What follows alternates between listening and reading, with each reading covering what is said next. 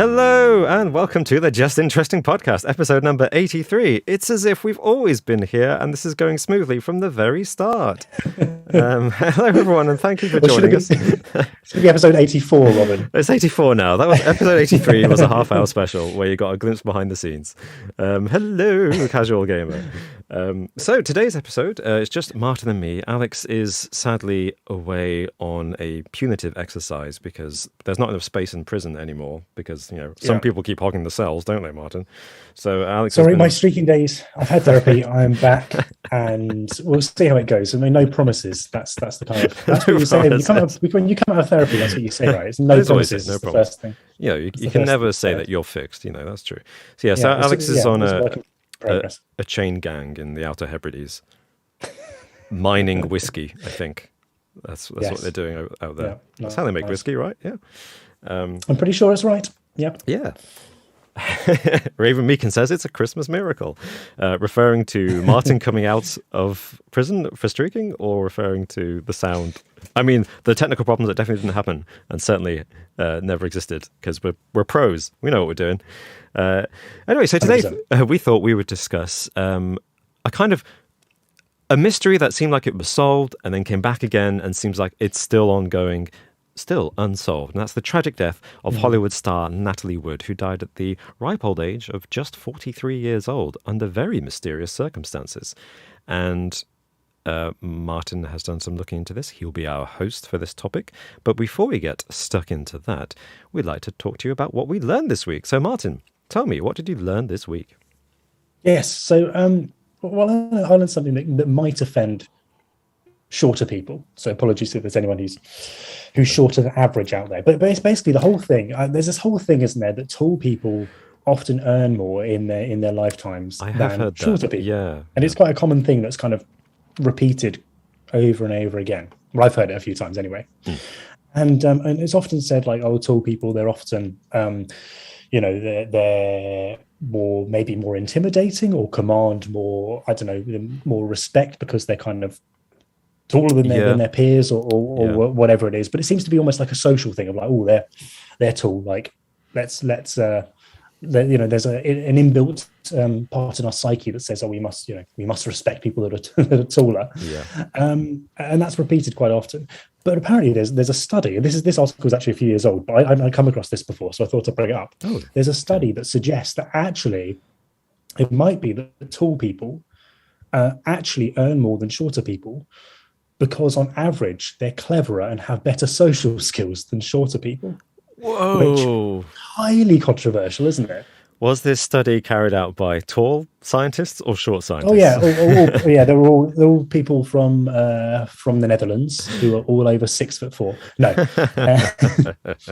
so this particular study, but from researchers at Ohio State University, was back in 2015, I think, and it suggests that the tall people are likely to have been better nourished as children, grown up in a healthy environment, which gives them a better chance of fulfilling their cognitive and social potential as adults. Okay, yeah. So that's the idea. I mean, I guess it's causation versus correlational argument, isn't it? But right, yeah, yeah. So the average height in the UK is 5'9" for men and 5'3" for women.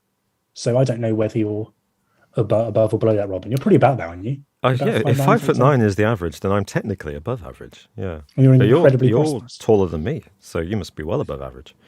I think so. Yeah, I'm bordering on 6', I think. But in this article, they've also shown some very, very wealthy people or powerful people who are not that tall. So Bill Gates is 5'10", apparently. Nicola Sturgeon's 5'4", which I don't know why they have Nicola Sturgeon in here. It's quite an odd. She's 1 inch above the average female at 5'4". These people are 1 inch above the. Yeah. So the idea is that it doesn't necessarily conflate height, particularly with intelligence, so to speak, but they've grown up in a healthier environment, and so they've got a better chance of being prosperous as adults. I see. So it's not suggesting you're suddenly more intelligent if you're taller. Yeah. Is that being taller is a sign that you've grown up in the environment that allows you to be more intelligent? That's the idea. That's the idea. Conventional measures. Okay, that's interesting. Yeah. That's Sorry, that's really cool. Elsbeth Elliott in the chat says, "Oh, we've got a cat." No, that's not what Elsbeth says. Elsbeth says, "Depending on the height, I can understand social skills. I think plenty of times people don't take me seriously because I'm short." And I'm sorry to hear that, Elsbeth, but I know what you mean. I think there are lots of short people. I mean, angry short man syndrome is a classic cliche because there are people who just aren't taken seriously for no reason that I can think of. What do you think, Martin? Literally being overlooked. Yeah, I guess. Looked down on. Yeah, everyone should adjust their heights on. Everyone should sit down all the time and adjust their heights to be the same height on chairs. There we go, done. But yeah, I imagine that is the case. I mean, this article is suggesting that it's maybe slightly more inherent than that and less based just on the height itself, but more what that means in terms of your environment you've grown up in. Yeah. But that's it's sad to hear that, but I'm not surprised. If you look at most CEOs of Fortune 500 companies, they're usually tall men. A lot of them are 6'2" and up, aren't they? A lot of the top dogs at these companies. Not massively surprised. Presidents of the United States of America, most of them have been quite tall people. George Washington, famously 6'2", which is gigantic by the standards of the day. For them, and Abraham Lincoln was pretty tall. Yes, he was. Something like that. Lyndon Johnson was another really tall. He was, wasn't he? Yeah, and even Donald Trump is over 6 feet tall. So, which for someone of his age is quite impressively tall. Was he like 6'3", 6'4"? I think officially 6'3". I think All right, I'm just quickly whipping up the tallest presidents list. Okay. I mean, we don't actually have a quiz this week, so this is the quiz, Robin. You have to try and guess the top three. Okay. Well, I mean, we could have a quiz if we wanted, but yeah, guess the top three. So George Washington. George Washington's fifth. Oh, whoa, he's fifth. Oh, okay. Yeah. I always got the impression Obama was tall. Is Obama in the top three? Obama is 10th. 6'1". Oh, really? Oh, okay. Oh, wow. I feel like I can't possibly guess now. There's going to be some dark horses there. To be honest, we've said the top three. Oh, we said them all. Abraham Lincoln, Donald Trump. Is he in the top three? Yeah, he's third. Oh, right. Okay. So he's third. Lyndon B. Johnson second. Yeah. And Abraham Lincoln's first. Right. Yeah. 6'4" for Lincoln. Yeah. Johnson's 6'3.5", and then Donald Trump's 6'3". So there we go. But actually looking at the average heights. I mean, if we're going into this a little bit more, like the top 20, considering this goes back so many years, the top 15 are over 6. Well, actually, it's more than that because some of them are joint ranked. 1, 2, 3, 4, 5. 8, 9, 10, 11, 12, 13, 14, 15, 16, 17, 18. The top 19 are over 6 foot. Wow. Out of 45? That's... So almost half are over 6 foot. Considering it goes back so many years. That's... Yeah. Wow. Yeah. 5'9", which is roughly the average height now. 33 out of 45 are over 5'9". That's like... But there we go. So in America, to become the US president, probability is... being over 6 foot will help. Yes, it seems like it, doesn't it? Yeah. Absolutely. Raven Meekin has pointed out that it's Friday the 13th. That's why the audio didn't work. It's not here, though. Great point. It's Thursday the 12th. But yes, it's about to be Friday the 13th. So yeah. That's true. That's true. So we're about to have bad luck. To be honest, if that's the bad luck I have for this Friday 13th, I'll take it. I'll take that. Sure. Although some bad luck that just happened to me. Fascinating, I know. I was in the middle of cleaning the flat and the Hoover broke. I'd done half of one room, and the even worse. Hoover just gave out. Yeah. If you don't do any, then people just don't really notice. If you do half, and then it's the wrong color carpet. It's very noticeable. I should have gone for a dark carpet. It's nothing filthy. It's just covered in the typical fluff and dust. But yes. Yes. Oh, thank you for that link about president's heights. Yes, I've just shared the link in the chat with people about president's heights. Yeah. Of course, I don't know how accurate that is. It's on the Presidents of the United States website. It's probably accurate. Probably. So, I mean, is that the official website? Yeah. POTUS.com, probably. Yeah. I feel like they probably have measured all the presidents because we know the height of George Washington quite clearly because he was famous for it. So if your first president, his height is a thing, then probably all the other presidents were measured as well because it becomes a thing. That's right? A good point. I would expect so. Yeah. I guess the only thing is that, like the older paintings of former kings, they always make them look, better than they probably looked in real life. a lot of the time. So could they have added an extra inch onto some of these presidents? I mean, there's like, how many presidents are supposedly 6 foot? 1, 2, 3, 4, 5, 6. I mean, it's quite a few at 5'11" and a half, which you think that if they were to make it up, they'd round those up. Yeah. That would just make it 6 foot. Which would suggest it's accurate, if they're adding half inches. Why is Nixon's 5'11" and a half? I thought it was shorter than that. Yeah. I guess it's to do with personality, isn't it? It comes across as... It's kind of hunched as well. Yeah. It doesn't come across as a big man in the way he doesn't have the charisma to fill the room. Yeah, which is interesting. Raven also points out that Napoleon was taller than them. Napoleon, not as short as we like to think, probably because of British propaganda to say, oh, he's a short Frenchie. He's actually quite tall. Exactly. Yeah. So your fact was about the earning potential of people in society, the success, the probability that people will earn more based on their height, but it's actually a correlation, not a cause. My fact was weirdly about earnings as well. Oh, money on the mind. Yeah, but also a dead celebrity. So this week I learned that the top earning dead celebrity of 2021 was... Oh, can I guess? Go for it. Can we all guess? Can we all have a go? Everybody have a guess. I'll count down. 3, 2, 1. Type your guess into the comments. Oh, good guess. Michael Jackson was not the top earning dead celebrity of 2021. It would be somebody who's died more recently then, if they brought out a film. You know?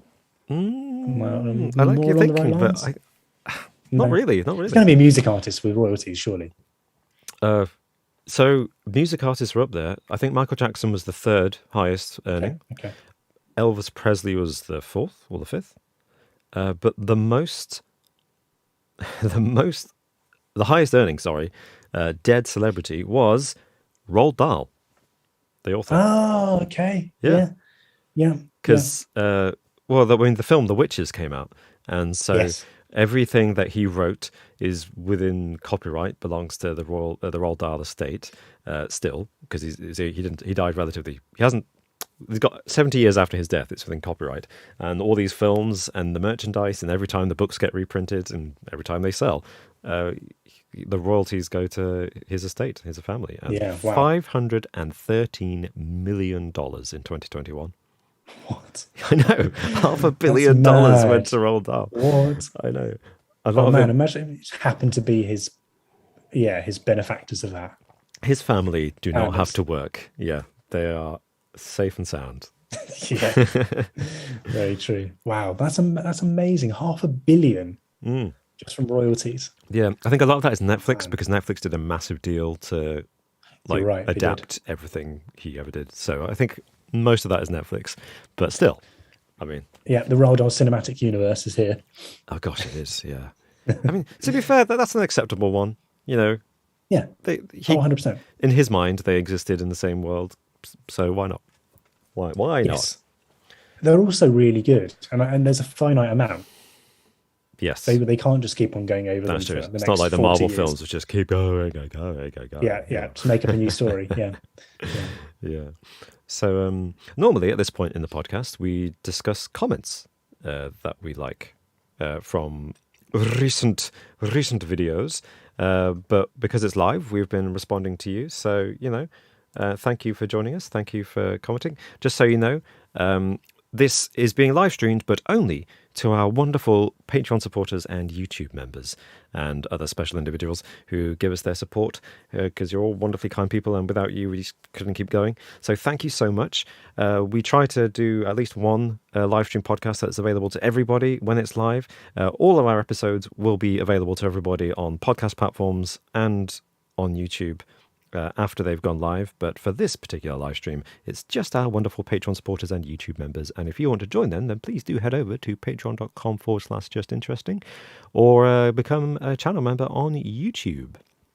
But of course, you'll be able to listen to this podcast in full later on. There will be a link in the description below if you're watching us on YouTube later on, because we'll be taking out this discussion and putting it up as its own video. For people who want to get to the meat of the topic rather than listen to us try to fix the audio for half an hour. What do you mean? What are you talking about? So, Martin, would you like to Yes, talk about Natalie Wood? I would. I would. Okay. So The you're there. accidental puns are starting already. Yes, Natalie Wood, and this is as I said at the start. I can't remember whether it was in the bit that we scrapped at the start or whether I said it this time. But the Natalie Wood case is one that I've never actually looked at, never properly looked into, and that's why I wanted to, because I heard bits and pieces about it. Christopher Walken, Max Zorin himself was involved in some way, but I never knew much about it. So having a look at it this week was fascinating, and I didn't know much about Natalie Wood either. So I learned quite a lot. So let's dive into it. So a bit of background about Natalie Wood herself: born in 1938, and was a child film star. One of her most memorable ones was Miracle on 34th Street, which I have to admit I've never actually seen in its entirety. And people go, "Oh, best Christmas film ever." I've never seen it, so I might watch it now. Unlike other stars as well, she actually transitioned pretty successfully from being a child actress to an adult actress, and not an adult actress. That sounds dodgy. Doesn't it? She transitioned to being what's the word for it? Just an actress, a star, a Hollywood star, yeah, in their own right. Didn't go down the path that so many do nowadays, anyway. And she was pretty prolific as well. Acted in the 1950s and 1960s in particular. She did tons of movies. Some of the most popular were Rebel Without a Cause with James Dean. Yeah. And West Side Story, of course. Yeah, great movie. Maria and West Side Story. So, she did like 6 movies, I think, including like TV movies. How many? Which is mental. 56, apparently. 56, wow. Which is mad, considering she died at 43. And I had a quick look. I looked it up. Like, okay, let's compare this with someone who I think has been in tons of movies. So I compared it with Leonardo DiCaprio. Oh, Leo. Yeah. And he starred on Wikipedia in the filmography. He starred in 37 movies. So, considering he also did movies when he was pretty young, he started very young. 56 is just mad. It is. She was a huge star, and she had 3 Oscar nominations by the time she was 25, I think, didn't she? Yeah. I think she won a couple of like up and coming awards, but never actually won an Oscar. But 3 Oscar nominations and 4 Golden Globes. So a pretty big star of the time. Pretty big. And her personal life in terms of relationships is a little bit confusing. So I'm going to try and get this right, but just bear with me. So she married her first husband, actor Robert Wagner. Or did you say Wagner? Would you say Wagner? American? Wagner, he's American. Yeah. At the age of 19 in 1957. And they were married for under 4 years, in fact, until they announced their divorce. She went on to date other people, including Michael Caine, really? which is quite amazing. That's a funny such thought. an odd combination. Yeah. It's a bit weird.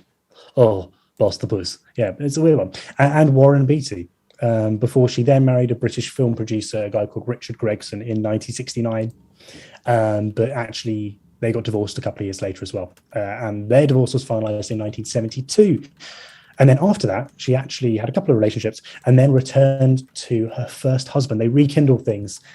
So her and Robert Wagner, and they had a daughter called Courtney together in 1974. And so at the time of this accident, the incident that led to her unfortunate demise, she was with Robert Wagner, her first husband. But she'd married him for the second time. The second time, correct? Yeah. That's correct. So the accident. So we go on a few years. So they had the daughter in 1974. And so now we're looking a little bit later. We're looking at in 1981 here. So Natalie Wood was on a boat, on a yacht, on a weekend trip with Robert Wagner. Alongside Hollywood star Christopher Walken, who she was starring in a movie with, a sci-fi movie called Brainstorm. Excellent film, by the way. Yeah, it's actually. Yeah, I looked at the movie poster and I was like, I'm not sure about this. It was a bit of a flop. It was an expensive film and it flopped hard when it came out because I think it's so badly marketed. And you watch the trailer, look at the poster, and you're like, it does look crap, but it looks very B movie. It's very good. It's very hard sci-fi, and it's obviously it was almost never released because they were still filming it at the time of her death.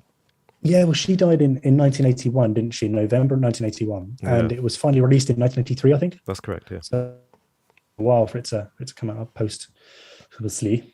So they were on board. So there was Natalie Wood, her husband Richard Wagner, whose yacht it was, Christopher Walken, who she was starring in the movie with, and then the yacht's captain, a guy called Dennis Davin. And they were sailing off the coast of Catalina Island, so in California. And so on the night of Saturday, the 28th of November, 1981, they went to this restaurant called Doug's Harbor Reef, and had a big night, let's just say. It was heavy drinking, and they had some food.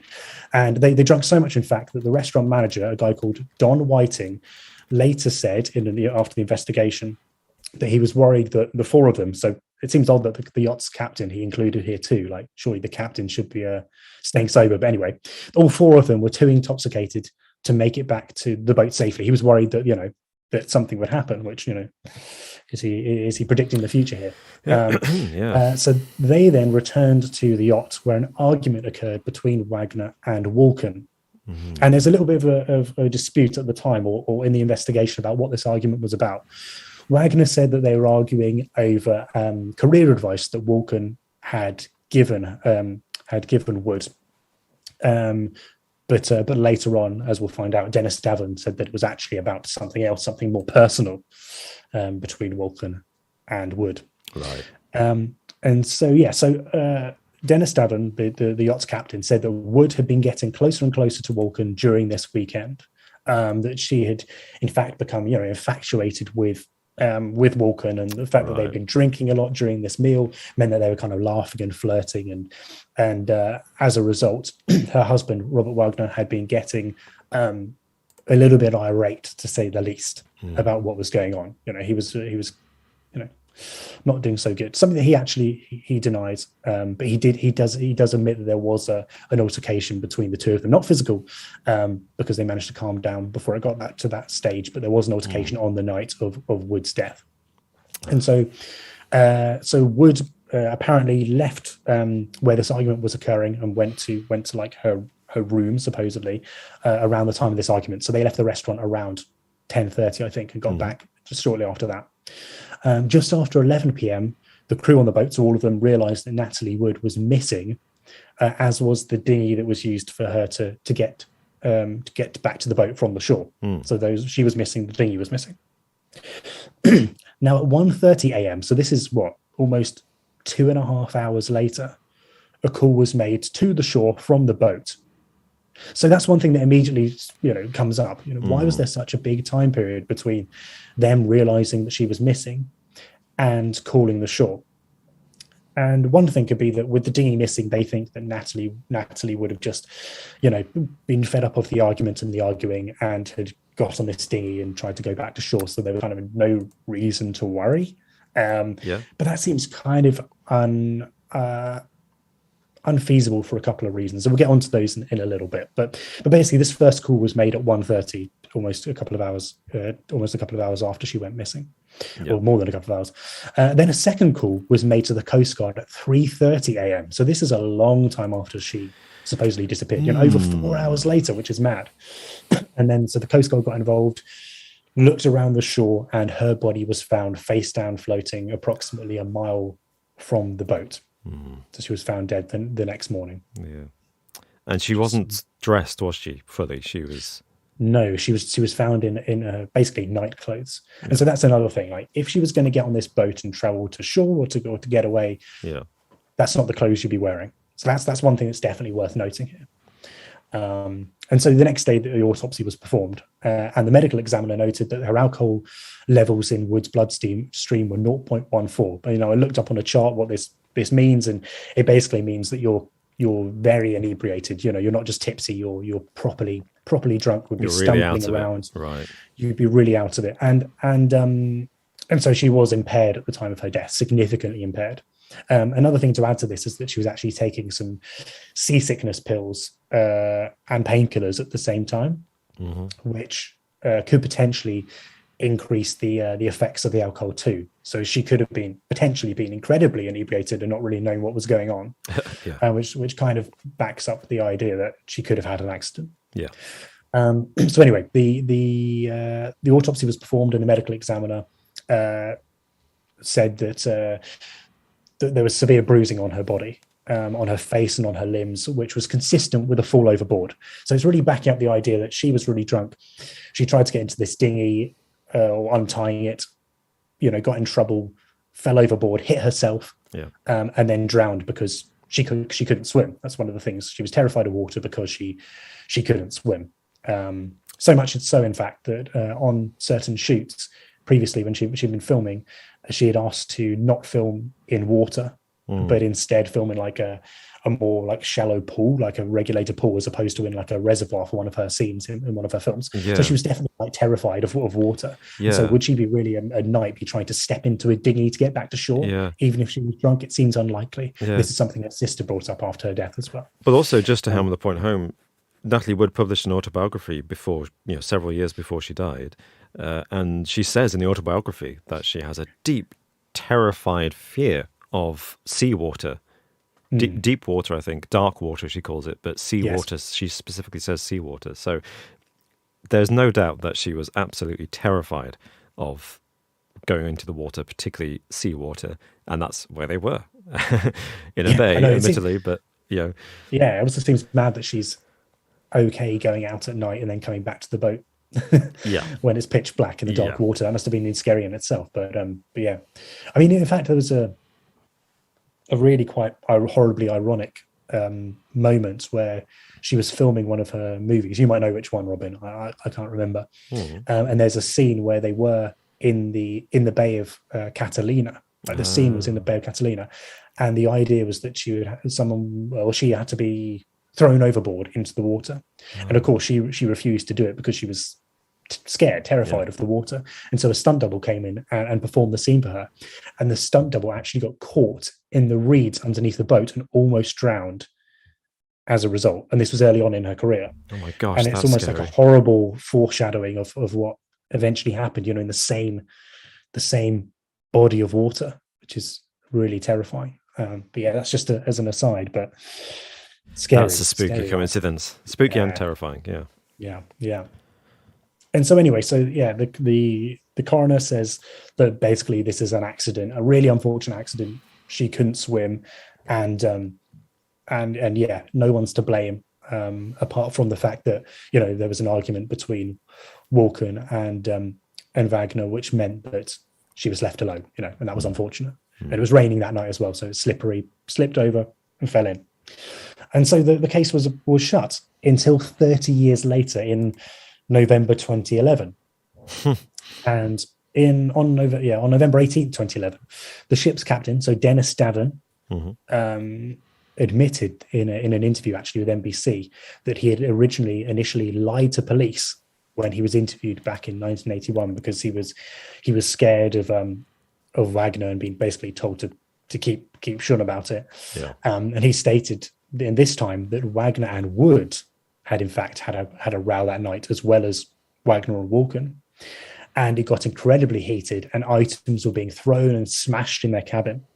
And that he believes, and has good reason to believe, that Wagner had in fact killed Wood because he was angry at her flirtatious advances on Christopher Walken. Right. And so as a result of this, the LA County Sheriff's Department changed her cause of death from accidental drowning to drowning and other undetermined factors. And the primary reason that they did this was because some of the bruises found on Wood's body during her initial autopsy may have actually been sustained before she drowned, and were considered to be unlikely just as a result of her fall. And so they couldn't determine that it was just accidental, but they also couldn't determine that it was purposeful, that she had been thrown in or chucked overboard or beaten up first. Yes, I think in particular there's actually they released, I think, the sketch, the coroner's sketch from the autopsy of the injuries on her body, and there's an arrow pointing to a bruise, I think, on her cheek, and next to the arrow it says from in an upwards direction. So it looks like she was hit on her cheek from below, which could be, an uppercut, somebody swinging their hand at her face, rather than, hitting the water. Yes. Yeah, I mean, I guess if you slip and then bang yourself, Yes. potentially it could cause some accident. But I guess there'd be a mark from like a, I don't know, a mark consistent with either the dinghy or the boat. So they obviously maybe had more reason to believe it was a punch. I guess if you're in the water as well, I imagine if you drown, you would initially sink, wouldn't you? So you could hit yourself on a rock or something. But anyway, yeah. So it definitely opens things up to further investigation. And then a few years later after this, in 2018, Robert Wagner was named by police as a person of interest in this case. Now, it doesn't mean that you're a suspect necessarily, but it does mean that you're being considered by police as, you know, as a person who's key to the solving of this case. And more times than not, it does mean that you're considered a suspect. But Wagner now is 92 years old, and it seems that if he is guilty of this, that, you know, he won't be punished, or it won't come to trial, because, you know, unless he lives for a lot longer, which could be the case. But it seems for now that, you know, that's where we're at in terms of what's happening. Yeah. It's odd though that in 2018 he refused to speak to police. He was one of the few people involved in the incident who police went back to and said, we'd like to take your witness statements again. And Robert Wagner refused and said, I'm not going to speak to the police. I think he'd spoken to them a few times, hadn't he, on a number of occasions. And one of the issues was that his testimony slightly changed. And you could put this down to the passing of time and the fact that, you know, you think about our memories, and a lot of them are false memories because we're remembering things based on other people's stories or hearing different accounts, or just, you know, your mind just remembering things in a slightly different way. You think with the night that, well, I don't know how clear it was in his mind if he was blackout drunk. Yeah, probably not that clear. At least your initial story that you told police, if true, would be fairly consistent. So, yeah, I mean, he's getting old. You'd expect that it wouldn't necessarily be as consistent. You know, 92-year-old versus a 62-year-old, or actually would be 52 then, wouldn't he? Or maybe slightly young, 51 would he have been? Trying to date back in 1981. Yeah, would have been 51. Yeah. Yeah. So there might be other reasons why he's not speaking to the police now. But that's the way it's remained. So, was the official verdict correct, or was Natalie Wood murdered? So, as we've said previously, Natalie Wood was terrified of this dark water. And so would she have stepped onto this boat in the middle of the night, even if she was drunk, if she was that terrified? I personally don't think that she was likely to have. Nah. She could have still slipped off the boat, performing another task, or just fallen overboard somehow. But I don't think she would have stepped into this dinghy, or even, you know, untied the dinghy. I mean, there's definitely, I know that in Davin's report, he said that he could hear someone untying the dinghy. And he attributed that later to Wagner as opposed to Natalie Wood, suggesting that he had obviously chucked her in the water and then untied the dinghy to let that go, to make it look like it was. So he could construct a story that she was trying to sail away, paddle away, whatever. Exactly. In the dinghy. Exactly. Yeah. There was also two, as of yet unidentified witnesses that claimed on that night that they heard a woman screaming. And so that could have been Natalie Wood being attacked, could have been her being thrown into the water and screaming, or could have been her just falling overboard. But you'd expect that if she fell overboard and was screaming, that, you know, someone would have come to help her on that night and pulled her out of the water. Yes. And again, Davin later in his recounting of the story said that Wagner had actually thrown Natalie Wood into the water, and then potentially had said not to rescue her because she basically deserved it. And that's something that he later brought up. But there's definitely credibility issues with Davin, which we'll come on to. So the other thing is Wood's going missing, of course, at 11 p.m. according to Wagner, but no call was made until 1:30 and then 3:30 informing the Coast Guard. Why was this the case? Were they trying to get their story straight as a group, or had Wagner thrown her in and the other two were bedded down for the night? Or it's difficult to know why there was that gap, and that's still just a mystery that hasn't been solved and is likely not to be solved. Because I feel like even though it was, a yacht, a fancy yacht, and they were drunk and it would have been comfortable on the yacht, I feel like if we bring it up, the picture again on screen, that's not the biggest boat in the world. And the dinghy you can see off the side of the boat there is, there's not a huge distance between the dinghy, the side of the boat, the deck, and the rooms inside. So if Natalie Wood fell off, screamed, and was in the water, and there's those scratches on the side of the boat that's prove that she was trying to clamber back on when she was in the water, and she's presumably not only scratching and hammering the side of the boat trying to clamber back on, but she's screaming and yelling for help while she's doing this. You'd think somebody would have heard. Yes. Yeah. And that's the thing, like, I hope I'm not jumping ahead of you here, Martin, but I think it's plausible to think that maybe she did... The accidental death theory could actually be true. And I think the evidence that you've suggested so far, even the witnesses overhearing a woman screaming, could actually be just, Natalie Wood falling into the water and panicking before she drowned because she couldn't swim. And that all kind of... It's plausible that it's accidental. But what I don't get is the whole thing about if there's evidence on the side of the boat that she was trying to get back onto the boat, that means she was conscious for long enough in the water to try to get back on the boat. And therefore, if she was conscious, she was making noise. And if she was making noise, that means the other people on the boat should have been able to hear her. And unless you're completely... The thing is, they weren't... If there was screaming going on between Walken and Wagner at that time, and smashing, perhaps it could have maybe overshadowed any kind of no, you're completely right. Yeah, Christopher Walken could have been lying in his bunk thinking, they're still at it. They're still arguing. Yes. So he hears her in the water and just doesn't respond because he's... Also, and let's be fair, some people are deep sleepers and people are more inclined to sleep deeply when they're very drunk. So yes, very true. We should give them the benefit of the doubt in that regard, that the other people on the boat were all drunk enough that nothing could have woken them. But then they were awake just a couple of hours later. Yes. Awake enough to go to call the police in the early hours of the morning. So what is it? I'm confused. Like, were they drunk, asleep, or were they awake enough to have heard and helped her? That's what I don't quite get. Yes, it's almost like they can't be both. Yeah. Unless, of course, she hit the water, froze up because of it being so cold and just kind of scrambled a bit. But you'd expect that if you can scramble and use your muscles for that, you'd be able to call out. Yeah, that's what I would assume. It's possible she didn't, but I don't know. Yeah, and as we mentioned a little bit earlier, she was wearing a nightgown when she was found. And so it suggests that she wasn't necessarily trying to climb onto a dinghy just to get away and, get back to shore or have a bit of space.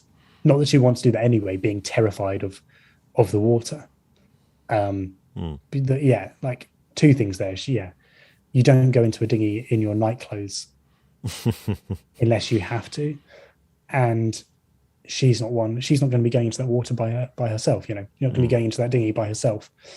If you're terrified of it, you wouldn't want to do that. Sure. Yeah. So here's a question. So people getting drunk, and if there's a bit of drugs involved as well, exacerbating or accentuating the drunkenness, people tend to lose their inhibitions, right?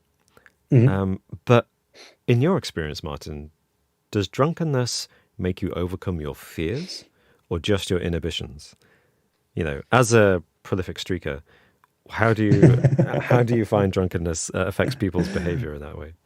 That's a good question. I think a bit of both. I think it probably can. You can overcome, or you can be more reckless and not worry about the consequences of things. But maybe it is your inhibitions as opposed to your fear. Yeah. I don't know. I just think if you're truly terrified, I don't think you're doing that, are you? You're not jumping into a dinghy on your own in the middle of the night. Yeah, that's what I'm thinking. Because I haven't been drunk too many times in life, and I've never been blind drunk, but I've been drunk enough to definitely do things that I wouldn't do if I was sober. But I have never... I have a fear of heights, for example. Actually, not really a fear of heights, a fear of falling from a great height.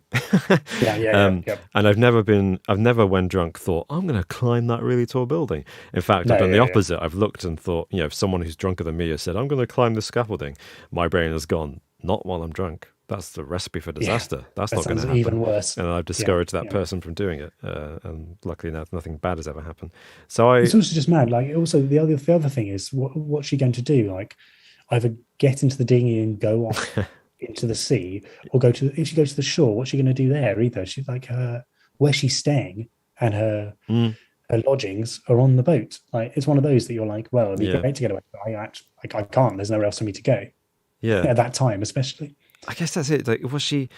It sounds like if she were so drunk, she might have done something that seems irrational. Yeah, But she would have been so drunk as to act out of character. yeah, And yeah. that's the thing.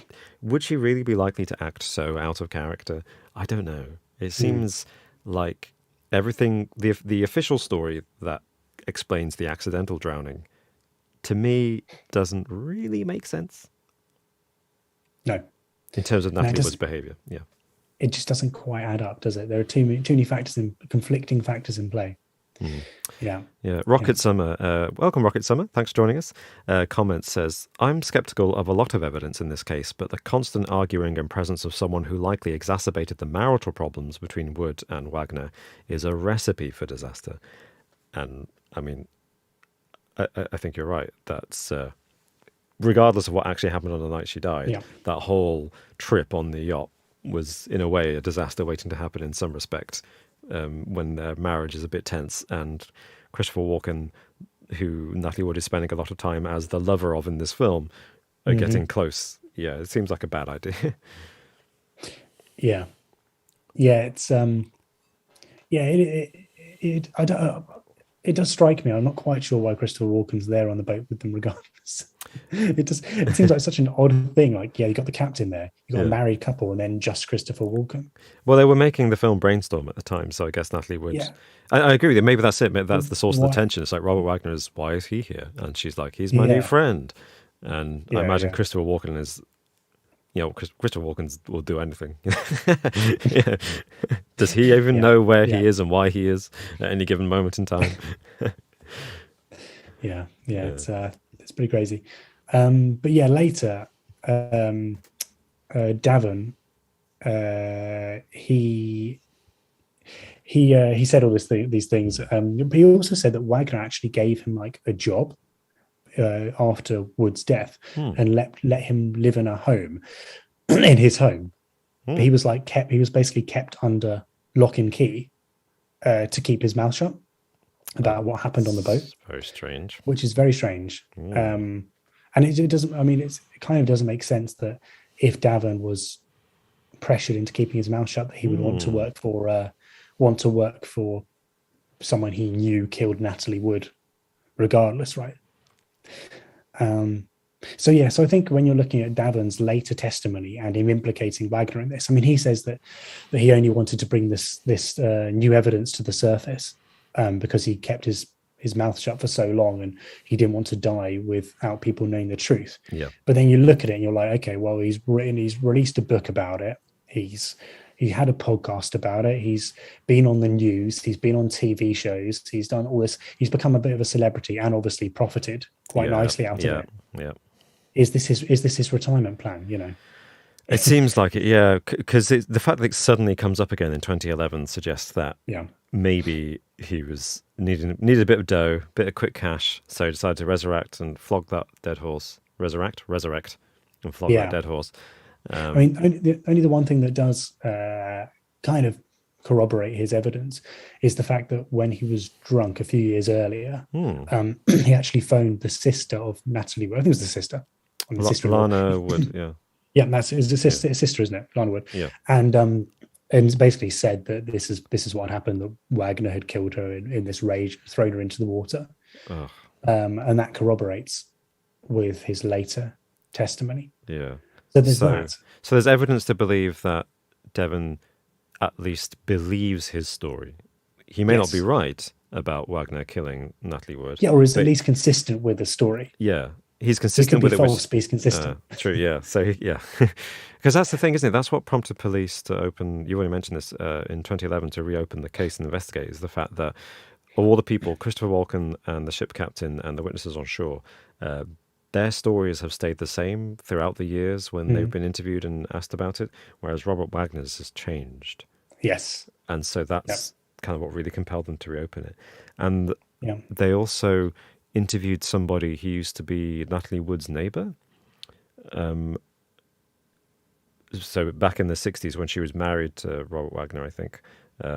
And they said that one night she woke them up, hammering in a panic on their door, screaming, "He's going to kill me, he's going to kill me." And it turns out that she and Robert Wagner had had a terrible fight, and it had turned physically abusive, and she ran out the house, clearly fearful for her life. So there's obviously history. Yeah, there's clearly a pattern of behaviour that would lend plausibility to Devon's story. Yeah. Yeah. Yeah.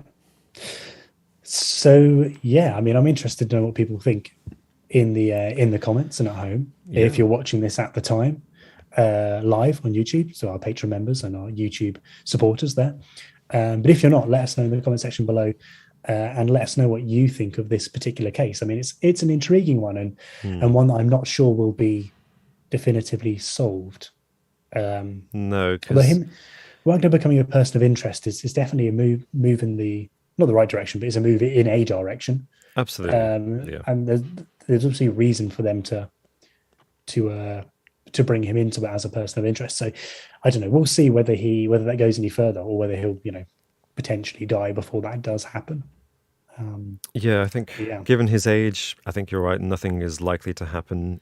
Even if the police investigation does produce compelling, conclusive evidence, they probably wouldn't send him to jail because of his age. Worst that would happen might be house arrest. But from the sound of things, he was on NCIS, the TV show. And when the pandemic started, he basically locked himself in his house and hasn't really come out since then. So he's already under a kind of self-imposed house arrest at this time of life. And I think his daughter. Sorry, I was going to say, and that's assuming they actually find any evidence that proves he's guilty, and they charge him for it. It might be that they find nothing, or it might be that they find evidence that he's innocent, that his story is true. I don't know what evidence they could find to prove innocence, except, of course, we should always assume in our Western society that someone is innocent until proven guilty.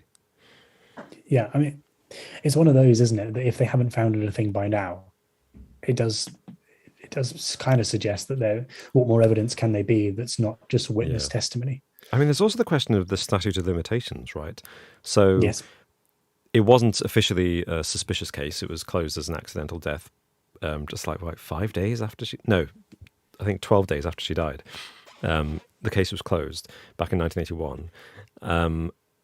So that's fine. They're allowed to reopen a case, a cold case, an old case, if they find new evidence. And they clearly did. But then that was now 11 years ago that they opened the case. So at what point will the law prevent the police from taking the case any further in the investigation of a suspicious death? I don't know. I feel like it probably would come up pretty soon unless they find more new evidence, which, given they spent 6 years investigating it before they decided to make Robert Wagner a person of interest, and it's now been 4 years since they did that, I feel like chances are slim that we'll have a resolution to this case anytime soon. Yeah, it seems unlikely, doesn't it? Yeah. It seems unlikely. Which is very sad. Yeah. But what do you think, Martin? I mean, cast your vote now. I don't think it will be definitively solved, but to me, it seems like there's a decent amount of at least doubt on the official story. There's huge holes in it seems to me. I remember Robert Wagner's daughter interviewed him. It was last year, potentially last year. Yeah. Asking him directly about it, and did you have any involvement? But her angle was always asking him in a pretty scripted way to get him to say, no, I had nothing to do with it, and then her to go, yes, I know you didn't. Right. You didn't kill my mother. Okay. There's definitely, but he has the support of his family, it seems. So I don't know what that changes, but I think maybe Natalie Wood's daughter with her second husband, Richard Gregson. Yes, I think she's continued to cast suspicion on Robert Wagner, but she's not genetically related to Robert Wagner. She's she's his stepdaughter.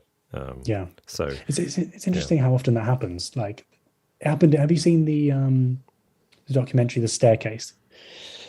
It was released. It was released originally by a French production company about 15 years ago. I remember I watched it in about 2009, 2010, and then they re-released it on Netflix like a year ago, maybe. Yeah, because now they've got the new TV series as well, haven't they? Yeah, it's a really, really good one. In terms of if you're a true crime fan, it's great. And I haven't seen the latest re-release, because the old one I think was like 9:6 or something. It's like old school. Right, yeah. I watched it on watched it ripped on the internet somewhere. But it's the guy Michael Beatson or Matthew Beatson. I can't remember. It's ages since I've seen it. But his daughters, even after all the evidence came out about it seems likely that he's been. I don't want to give any spoilers, but yeah, he basically killed her. They still yeah, spoilers. They still support him regardless. Yeah, so you never know, can you? Without any doubt, yeah. Sometimes blood is thicker than water. Yes. So it seems unlikely that we'll have a resolution to it. But Christopher Walken, he did an interview years back as well, and he was basically like, official story is correct. She slipped on the boat, she fell off. It was tragic, but these things happen. You see people slip over. It was raining.